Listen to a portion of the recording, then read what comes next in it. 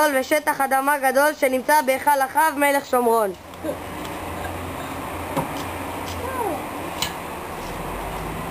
תן לי את הכרם שלך ואני אתן לך בעדו כרם טוב יותר או כסף.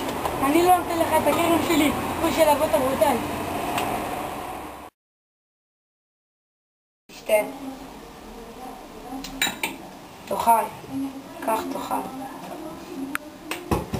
למה אתה לא אוכל ולא שותה כלום? הלכתי אל נבות היזרעאלי לבקש ממנו את הכרם שלו, ואני בתמורתו יביא לו כרם טוב יותר או כסף, והוא אמר לי לא. אתה תתעסק בענייני מלוכה ואני אתן לך את כרם נבות היזרעאלי.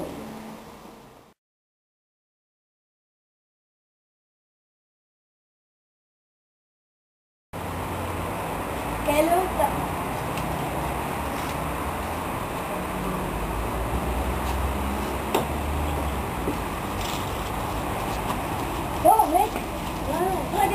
רגע, מה עשיתי לכם? מה עשיתי? למה זה מגיע לי? עזבו אותי!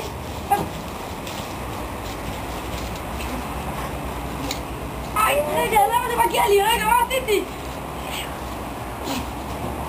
רגע, מה? אליהו הנביא, לך תקלל את אחאב ואשתו בקללות נמרצות ותעניש אותם.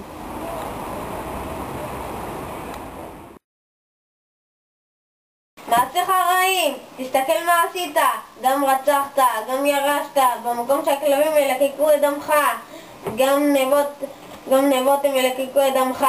אם תמות בשדה עופות השמיים, לא יאכלו אותך, ואם בעיר, אז הכלבים יאכלו אותך. את איזבל בעמק יזרעאל ויהיה לך רבבה. תסתכלי מה עשית. מה עשיתי? בגללך בא אליהו הנביא וקילל אותי.